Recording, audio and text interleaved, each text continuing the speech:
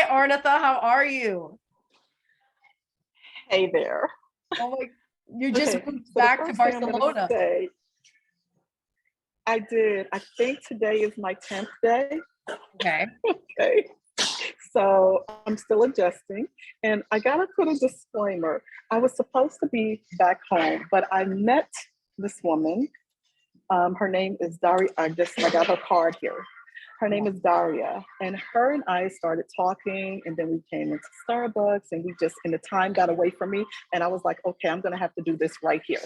So, Oh, no worries. And that's the beauty of living abroad. Is all these awesome things it will start. really is.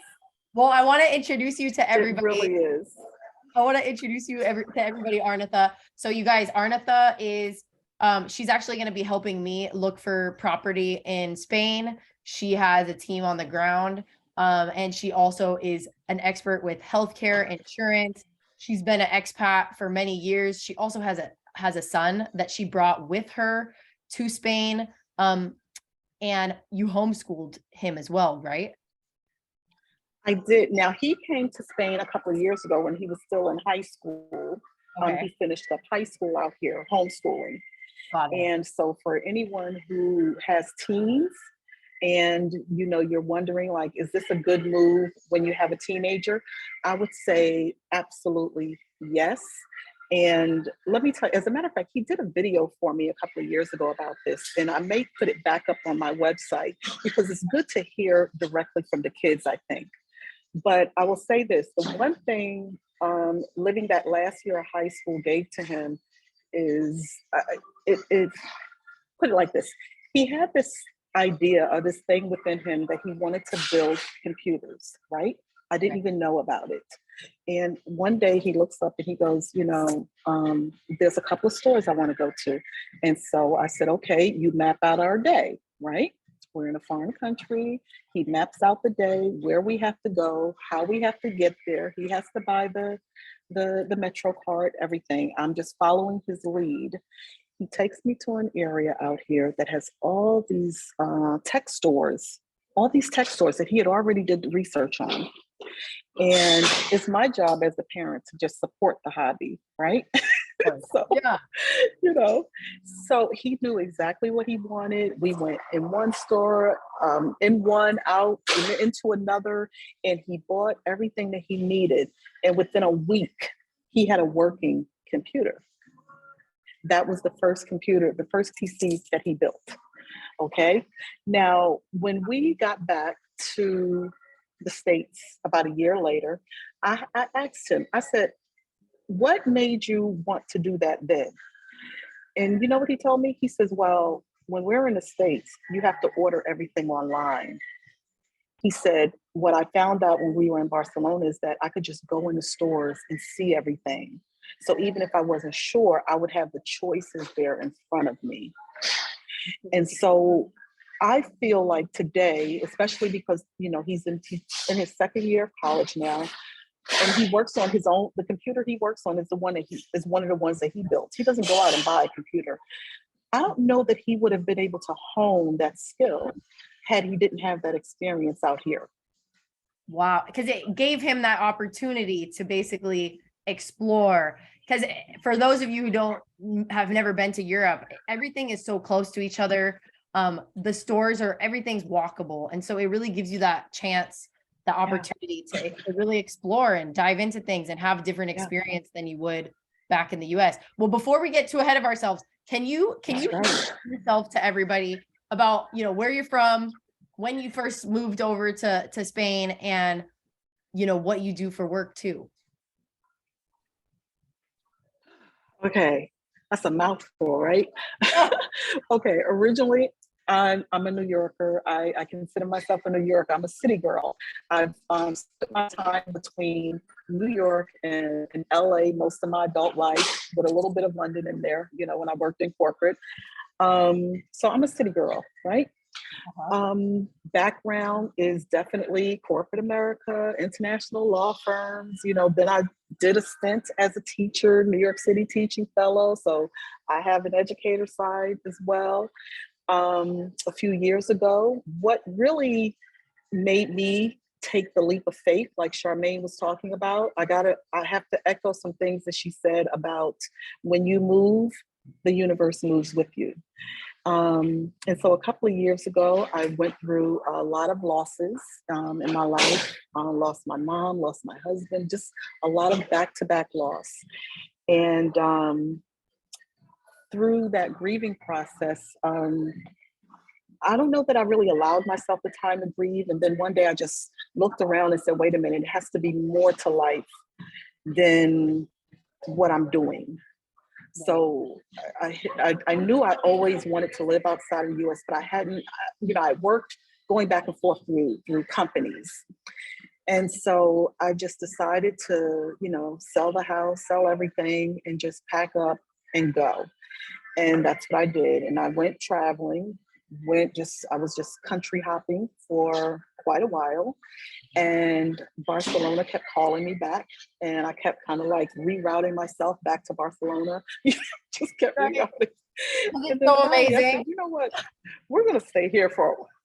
Yeah. Where did you country hop? It just keeps calling you. So you have an insurance business, and you have a couple other businesses too. What are those businesses again? Yes. So right now, right now I'm focused on the insurance business, and I'm actually in the process of launching a group called RYL Abroad.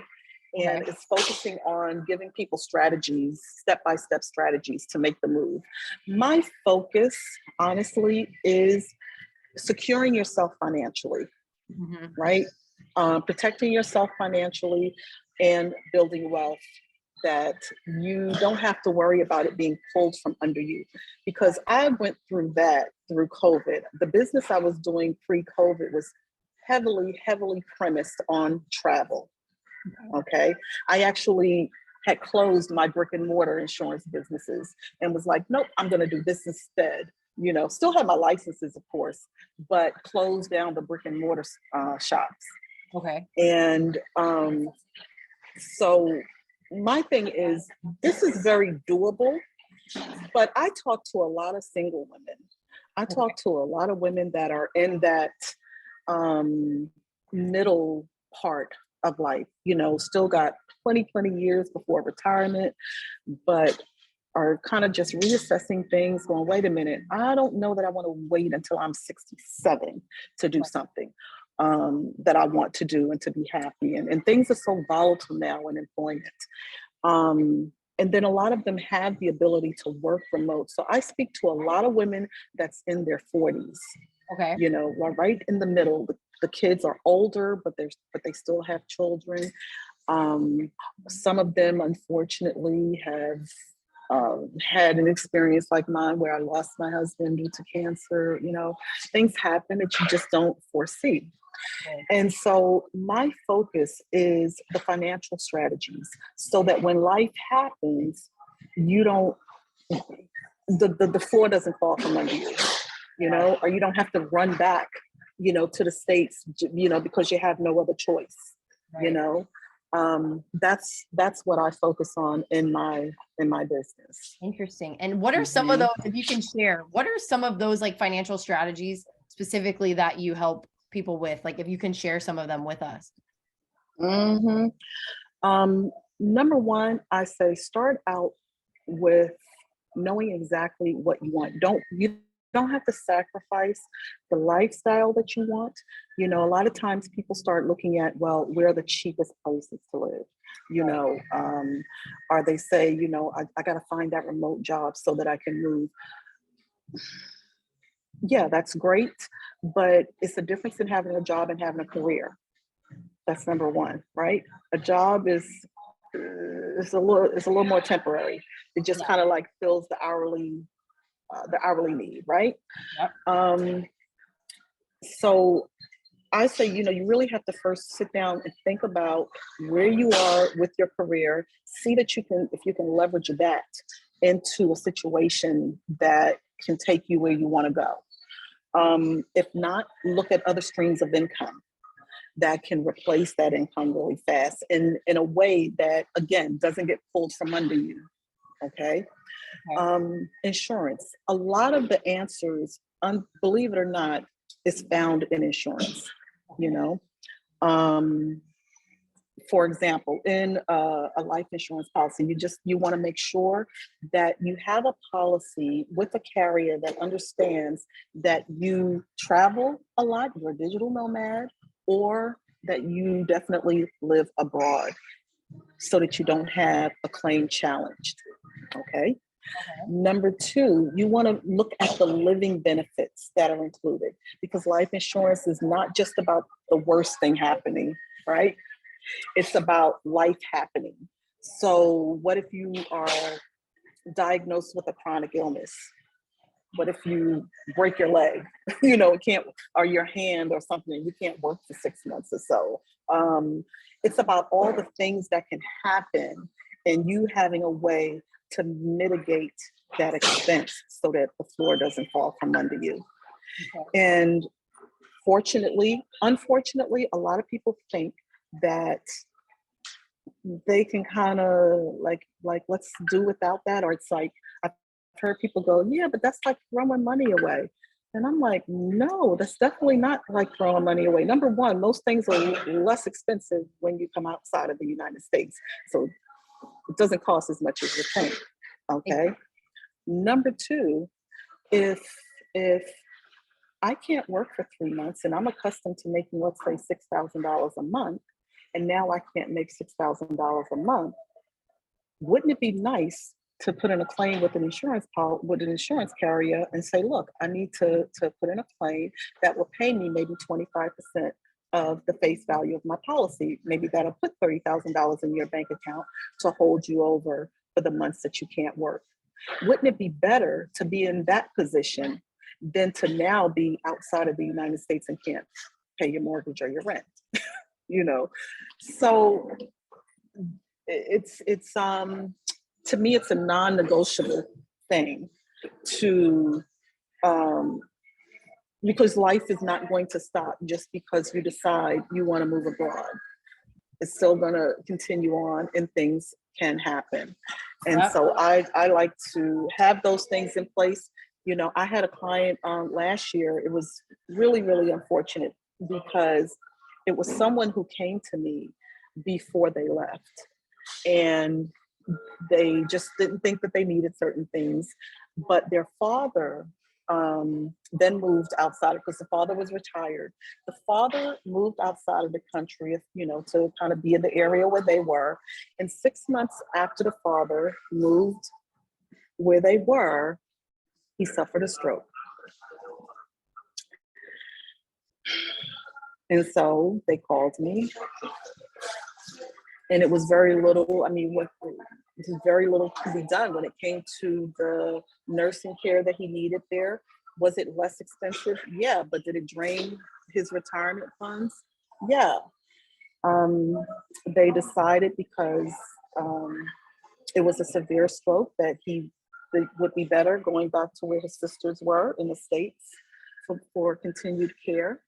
They didn't have any kind of medical transport for him because they didn't have insurance in place. It's all these things that, no, they did not foresee it, but it would have cost them less than $100 a month.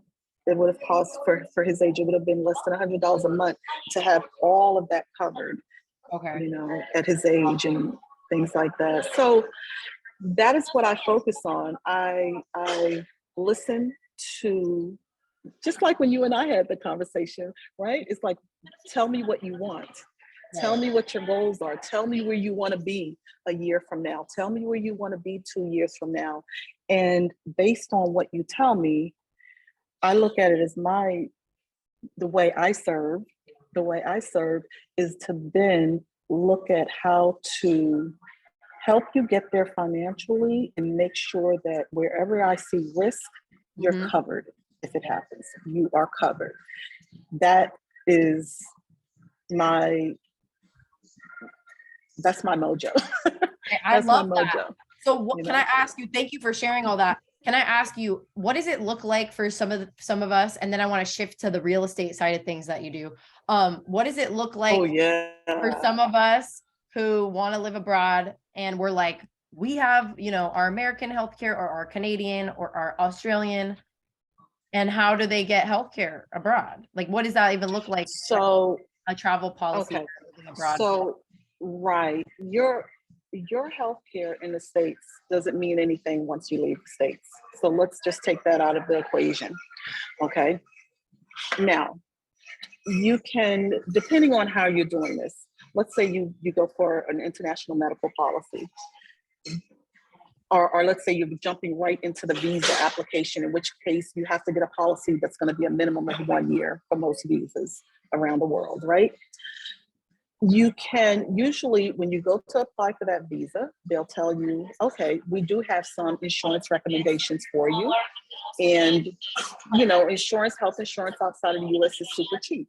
And they may say, okay, well, you know, here's a recommendation. It's going to cost you $40 a month. Everything's included. Here's what I tell people to consider. That policy is only for that country, that visa. When you get your international medical insurance independently, then it's yours and you control it. So that means, let's say I get a policy for Spain, but let's say this summer I want to go to the UK and I want to stay in the UK for 2 months. Well, this is my policy. The only thing I have to do is let my carrier know, which in most cases is logging right into my portal, saying, hey, I'm in the UK for July and August. Now my policy is going to cover me in the UK. But if you get the policy that's attached to the recommendation of the country, you don't have that flexibility. It's only going to cover you inside that country. So that's number one. You want to get your own international healthcare, your own, because then it goes where you go. Okay. Got it. Yeah. Yeah, Thank definitely. You. Also, Go ahead. Also, when you get your own plan, you are also ensuring that if you have to have communications, you definitely have an advocate or someone that can communicate with you in your language versus the language of the country. Okay, that's number two.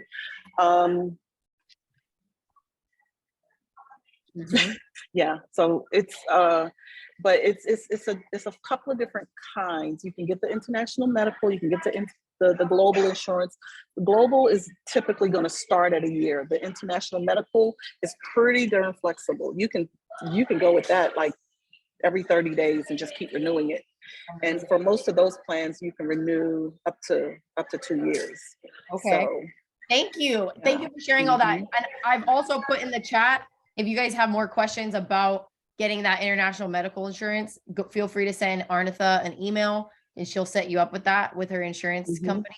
And then let's talk about real estate. This is like one of the most juicy subjects. I know a lot of people have questions. Tell us about buying real estate. I know there's a lot of misconceptions. How can myself buy real estate? I'm an American. How can I buy real estate in Europe? Yes, you can.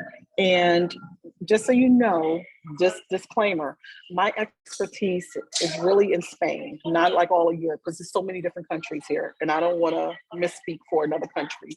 Okay, so specifically Spain, yes, you can buy real estate as a US citizen here. And the opportunities are endless. Now, my portfolio really heavily focuses on new developments. My team on the ground, because I partnered up with a team, right? Now, they focus on both properties that are already standing and new developments. Okay, now the reason why I place a lot of emphasis on new developments is because my client base happens to be people who are still in the US, still in their early planning stages. And a lot of times the newer properties, it's very easy to get into them. You don't have to have as much upfront money. You can look down the road and go, okay, let's say I want to have a 2-bedroom condo and I want to move into it by 2026. Well, if you go to the developers at a very early stage, you're getting the best price, right? So for example, if I go to a development and I say, well, look, I'm not going to be ready for this until, 2 years from now. That's great because you're going to get it at the rock bottom price. You're probably going to have a $4,000 to $8,000 down payment to lock in your contract. You ever did layaway? Wow. Yeah. $4,000 to $8,000. It's almost like layaway. To just hold your spot. Like that's it. That's the entry. The barrier to entry is just Yes. 4 to 8K Yes. to secure that Yes. new development. And Yes. we're talking new developments in like the south of Spain, right down the street from the beach. You have sea view. Yes. You have sea view, mountain view, sea view, mountain view, garden view. Oh my God. Beach apartments, condos, or villas, or golf. And the area that I focus on is like Costa del Sol and the Alicante. You know the Alicante area? Oh yeah. Have you That's guys like on the other side of Malaga? Yep. Yes. Costa del Sol. Beautiful. Just so you guys are aware, Costa del Sol is in the southern part of Spain, which is where a lot of people like to go retire. There's lots of expat communities down there, so you'll definitely feel welcomed. That's actually where my husband, he's British, his whole family lives in the south of Spain. I mean, it's like half British, Dutch, Russians. I mean, it's all walks of life. Everybody speaks English. Yeah. Everybody speaks English. Everybody has English accents. It's quite fun. But they have That's what I kind of like about that area. Yeah. The property, just to show you now, I've been back 9 days, right? And I said I wanted to kind of have some hot off the press numbers for you. So because I just got back, and of course I'm going to be doing a lot of tours coming up soon. But just to give you an idea, okay, if I was to, let's say a client is looking a year out, Costa del Sol area, year out, not looking for something that's already built. Right now, 106 developments slated for Costa del Sol, 106 developments. 55 of those, now let me just filter down to developments that are under 500K. Okay, that means between, I would say, 125,000 to 500,000. Let me tell you what your choices are. 51 developers. I can look at 51 developers. If a client says, this is my price range, this is what I'm looking for, that's how many developers I have in that area within that range. Wow. And that's a pretty generous range for Spain. Like, yeah. You're getting something real nice. What is it like? What does it look like on the lower end versus the higher end of that 125,000 you said was the bottom for those 50? And there's probably some that are cheaper than that, but I'm just curious, like what would you realistically be getting for 125 with a new development? You would be getting, that would be for like a 2-bedroom, not even a 1. That's a 2-bedroom, 2-bath. Depending on what you're looking for, you could get like resort style with all the amenities, and the amenities being your clubhouse, your gym, your I love they put these like Turkish spas, on the premises, your parking, all your state-of-the-art restaurants appliances. too. Some of them have a restaurant too, right? And a pool. Yes. Oh, multiple pools. It's like a resort, but it's okay. Exactly. Or sometimes, like I've seen in that price range, you could do like a semi-attached or standalone. So you can find standalone villas within that price range. And a lot of the standalone villas have the private pools, and that price is included. That pool is included. So you get, I would say, because we know what the prices are like in California, right? Yeah. Okay, so for that in California, you can barely get a garage, right? Mm-hmm. Yeah. You barely. I know. Because for everybody, Okay. Arnitha is I originally tell from people, California. Yeah, New York by way of California. yeah. Both. New Both. I York was and definitely California. bi-coastal. So yeah, so when it comes to real estate, I'm thinking, like the way real estate is in California and New York. So when I tell you that, if you are going that high to the 500K, you're getting like a $2 million property, what we would consider a $2 million property. Right. That's incredible. Yeah, And on the for 125, sure. just so I'm aware, because we want to invest too. On that Mhm. 125 price, is that in a small town? Is it in a nice community? I mean, beach, you can walk to the beach, or you can at least have it's maybe like a 5-minute car ride to the beach. How does it what Mhm. would you expect from that? Every, ev- Everything has a short distance proximity pretty much there, but the way the coastline is, you do have the mountainside and you have the beach side. You do have people that prefer the beach community side, you have people that prefer the golf community, some people want garden style. So that's where you tell me what you want, because it's going to be found in whatever environment you're looking for. And in that price point, that's all the way from Sota Grande, which is at the end, all the way up to Golden Mile. Like really, Yep. it's you can find something because it's that many developers there, And the real estate market didn't really suffer a lot through COVID. It didn't suffer there, because you have the universities, you have people there. All they did was buy more apartments and hunker down. Okay, Arnitha, thank you so much for all this sharing.